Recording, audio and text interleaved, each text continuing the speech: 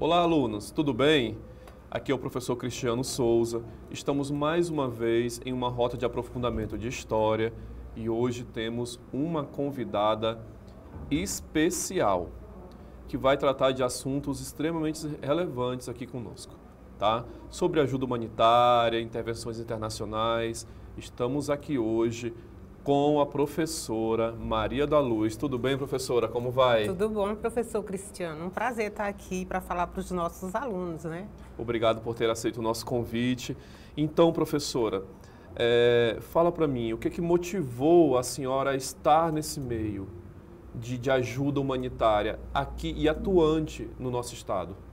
Então, começando mesmo minha participação na política migratória, eu trabalhava na prefeitura de Rio Branco e eu estava, na verdade, tendo uma greve, reivindicando direitos também trabalhistas naquela época e fui chamada, eu sou professora de língua portuguesa, de língua espanhola, para traduzir para alguns migrantes que chegavam, os 3 primeiros, né, haitianos naquele tempo, e eu fui na expectativa de fazer uma tradução, né, para as pessoas, para o nosso trabalho, mas cheguei lá, o olhar das pessoas acho que o principal motivador foi o primeiro olhar.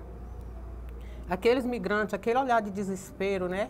Eu percebi que era muito mais importante compreender a situação do que mesmo a língua espanhola. E minha história com as migrações começou exatamente ali. Depois, nunca mais eu me afastei até hoje, que nesse momento eu estou aqui falando de migração. Gente, a professora Maria da Luz, ela tem um currículo, assim, esplendoroso. Para vocês terem uma ideia, ela é graduada em Letras Português e Espanhol pela UFAC, pós-graduada em Filosofia e Direitos Humanos, mestre em Linguagem e Identidade, gestora de políticas públicas do atual Estado do Acre, chefe do Departamento de Proteção e Defesa de Direitos Humanos, atua também na Secretaria de Assistência Social e Direitos Humanos, integra o Comitê Estadual de Apoio aos Migrantes. Então, assim, entre outras coisas, né, que caberiam aqui em uma lista vasta, professora. Então, o que na sua opinião, assim, são os maiores desafios nesse meio de ajuda humanitária? Sobretudo aqui no nosso estado, né? A gente viveu aí uma crise muito intensa nos últimos anos com haitianos e venezuelanos, enfim, pessoas que são refugiadas, né, do seu país e que vêm aqui à procura de um bem-estar. Quais são os desafios? Então, um dos principais desafios, que são vários, é organizar a política de acolhimento humanitário para essas pessoas, a política de Estado. Então, desde que eu comecei a interagir com a política de imigração, um dos meus maiores empenhos é, de fato, organizar essas políticas. E, para isso, a gente tem que materializar instrumentos, né, para trabalhar com as políticas de imigração, porque essas políticas, elas têm responsabilidade nas 3 esferas de governo. Então, a gente tem que dialogar com o governo federal, a gente tem que cumprir com os nossos compromissos junto aos municípios e preparar as pessoas, as equipes técnicas dos municípios, para poder fazer esse acolhimento humanitário. É desafiante porque muitas das vezes a gente vai nos municípios e as equipes já mudaram. Por exemplo, agora com a próxima eleição para prefeito, nós vamos renovar esses desafios porque as equipes certamente irão se renovar e a gente tem que recomeçar sempre o trabalho para poder as pessoas se apropriarem das políticas, da legislação, né, da governança migratória, digamos assim, para poder fazer o acolhimento. E o Estado é responsável por isso. Professora, com esse seu tempo de atuação nessa área, tenho certeza que a senhora tem uma experiência, muitas, né? Mas deve ter alguma experiência no campo da ajuda humanitária, principalmente, que lhe marcou muito. Tem uma experiência assim que possa compartilhar conosco? Olha, a gente tem muitas experiências. Uma das coisas assim que é importante a gente frisar são ajuda humanitária, porque nós trabalhamos para organizar a acolhida humanitária. Nós dialogamos com agências internacionais, juntar as instituições, sensibilizar, porque essa política ela começou com meia dúzia de pessoas. Hoje a gente tem comitês, a gente tem na esfera nacional. Então, assim, Coisas que marcaram muito a gente são essas questões aí. Também tem situações particulares, né, que envolvem inclusive a xenofobia. Por exemplo, nós tivemos uma situação de um haitiano que foi obrigado a pular de uma ponte. 11 dias depois ele foi localizado num treinamento do Corpo de Bombeiro. Vocês podem, os alunos podem pesquisar e encontrar essas matérias. Ele estava sendo conduzido por traficantes de pessoas, né, contrabandistas, aliás, de pessoas.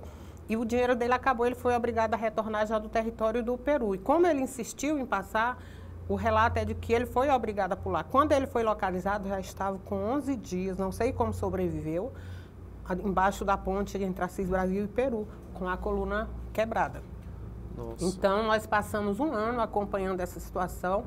Uma das coisas que marcou muito para mim nessa atuação foi a situação desse haitiano. Também tem matérias que foram veiculadas que a gente pode, né, fazer uma revisita e as pessoas verem como foi traumático para todo mundo essa situação. É uma das coisas, porque foram várias, né? Quando a gente fala de migração, a gente tem situações da vulnerabilidade, principalmente criança, mulheres, exploração sexual, exploração do trabalho, né, tráfico humano. Então, são situações, a gente já passou por várias situações que tudo isso marca realmente, né, o nosso corpo que está a serviço. Então, isso acaba que reflete também no nosso corpo para a gente sentir os impactos de tudo isso, né? Então, é preciso que as equipes estejam com o emocional assim, tratado, né? Assim, como eu posso dizer, um cuidado com o emocional, porque a gente, como servidores também, acaba se envolvendo muito com essas situações e quem realmente defende direito humano vai, lógico, se sensibilizar com muitas situações. Ninguém abandona o seu local porque quer, né, professora? Inclusive, alunos, fica aí a dica que a professora acabou de dar. Pesquisem, aprofundem-se, inclusive na internet, que vocês vão achar muitas matérias, muito conteúdo acerca desse tema, ok? Combinado? Então, professora, como que a senhora vê a importância não só dos governos, a nível estadual, federal, mas também da iniciativa privada, né, dos empresários? Seria melhor se a iniciativa privada se envolvesse mais? Falta o governo se envolver mais? Já é suficiente? O que falta para melhorar? A gente vai pensar que nós precisamos da esfera governamental, nós precisamos das organizações da sociedade civil e também das instituições, da empresa, né, do privado. Por quê? No Ministério hoje da Justiça, nós temos um setor lá que é de integração laboral. O que seria integração laboral? É uma forma digna de trabalho para essas pessoas, estar vigilante, estar cuidando da política pública nessa esfera, né? E nesse aspecto aí, nós precisamos, sim, do privado, né? Das empresas, das instituições privadas. Então, é importante que todos se juntem. Agora, sim, essa integração local aqui no Acre, a gente ainda está avançando com a ajuda, inclusive, das organizações da ONU que estão trabalhando conosco, que é a OIM, Organização Internacional para as Migrações, e o Alto Comissariado das Nações Unidas, que nós temos essas duas agências da ONU que atuam conosco, né, para nos ajudar nessa parte também de capacitar com relação à integração local, que envolve inserção laboral e empresas privadas. Até para ofertar a esses imigrantes, né, oportunidades, né? As pessoas às vezes têm medo, não compreendem. A gente precisa, como eu posso dizer, fazer oficinas, né, de informações e capacitação para que essas pessoas sejam acolhidas, que vão gerar desenvolvimento para o nosso país e vão gerar impostos também, diferentemente do que as pessoas pensam, que às vezes os migrantes eles vêm atrás de uma moeda ou de pedir ou de um favor. Eles produzem e pagam impostos. Perfeito, professora.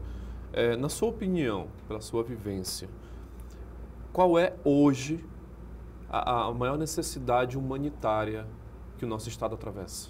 Olha, a gente tem, estamos numa fase de organização. dessa política, né? Nós conseguimos fazer um protocolo estadual para um fluxo dentro da normalidade, um fluxo, um protocolo, algumas orientações, definições de vulnerabilidades, responsabilidades, contudo, sempre, dependendo do que acontece no mundo, isso extrapola um número, às vezes, né? A gente tem vários exemplos que já aconteceu com um número muito grande de imigrantes. E nós temos um desafio agora de finalizar o plano de contingência.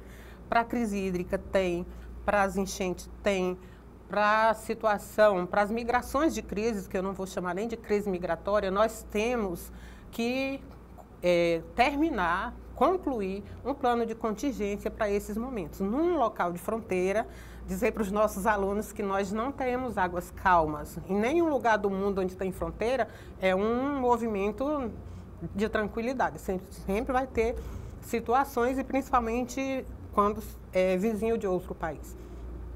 Então, a gente precisa se organizar melhor, porque a gente precisa apresentar soluções no tempo da necessidade das pessoas. E isso, às vezes, a gente trabalhar no imediatismo, isso é um problema. Certo, professora. E assim, nós temos uma fronteira enorme, não é, alunos? Como vocês já sabem. Então, acaba sendo um desafio também monumental, monitorar toda essa fronteira, não é? E o nosso estado acabou sendo porta de entrada para vários povos que buscam uma solução melhor para a sua realidade de vida. Mas assim, trabalhando neste meio, que tipo de legado a senhora acha que hoje possui? Quem era a Maria da Luz e quem é a Maria da Luz hoje?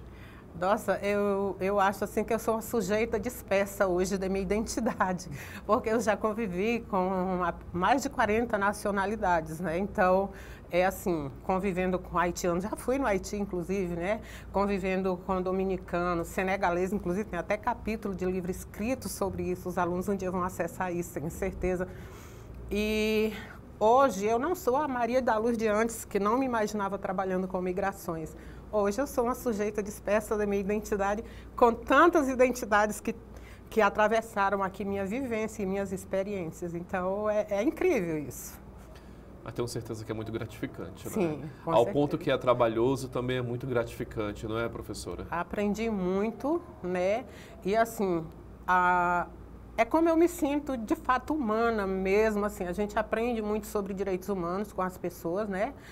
A gente aprende muitas culturas, a gente aprende outras cores, outras coisas. É muito interessante. É só quem vivencia que vai saber sobre isso. E, ao mesmo tempo, você cuida, né, das pessoas, né? Então, aquela coisa de se colocar no lugar do outro, ela é muito importante, né? Porque isso a gente aprende no processo, né? A falar outras línguas. Eu, hoje em dia, consigo, assim, ter contato, inclusive até com crioulo, compreender algumas coisas do Haiti. Eu nunca imaginei isso na minha vida. A senhora esteve no Haiti? Estive em 2016, passei alguns dias lá, tive muitas experiências, conheci a Força de Paz, chamada Força de Paz, a MINUSTAH, fui em orfanato, dei palestra em universidade lá, né? E foi uma experiência muito gratificante. Ela vai me ficar para a vida, essa experiência com o Haiti, tanto aqui quanto no Haiti. Até porque, dizer para os alunos que a gente, para compreender bem esses processos migratórios, porque cada nacionalidade, ela traz, né, um conjunto de experiências. A gente precisa conhecer o local de origem, mesmo que seja pelos livros, o local de trânsito por onde essas pessoas anseiam e para onde elas vêm. E diferenciar uma pessoa que é refugiado, uma pessoa que quer uma residência, uma pessoa que está fazendo turismo e por aí vai. Vocês perceberam aí as dicas da professora Maria da Luz, né? Perceberam, né? Então, aprofundem nesses aspectos. Vocês vão achar muita coisa e vão, com certeza, também acabar se identificando com algumas histórias, como a professora aqui se identificou. E hoje é uma pessoa, né, transformada, né? Sim, pelo seu trabalho. Com certeza. Professora, agradecer grandemente a sua presença. Muito obrigado. Foi uma conversa, assim, engrandecedora, tá? Não só para mim, como com certeza para os nossos alunos também. Então, quero deixar aqui meu profundo agradecimento, minha profunda admiração pelo seu trabalho, tá? É um trabalho essencial para a nossa sociedade e principalmente um trabalho essencial para o ser humano. Então, muito obrigado pela participação, por ter aceito o nosso convite. Em nome da Secretaria, em meu nome, em nome da Secretaria e dos meus colegas de trabalho, agradeço pelo convite e coloco a Secretaria à disposição das escolas. Nós podemos dar palestras sobre o tema, sobre tráfico humano e outros temas de combate ao abuso e exploração sexual, trabalho e tudo. Estamos total disposição da Secretaria de Educação, do qual eu faço parte, inclusive, do Fórum de Educação, para contribuir, tá bom? É isso, pessoal. Espero que vocês tenham gostado, tanto quanto eu gostei. Tenho certeza que vocês gostaram. Então, aprofundem seus conhecimentos e até um próximo encontro. Até mais!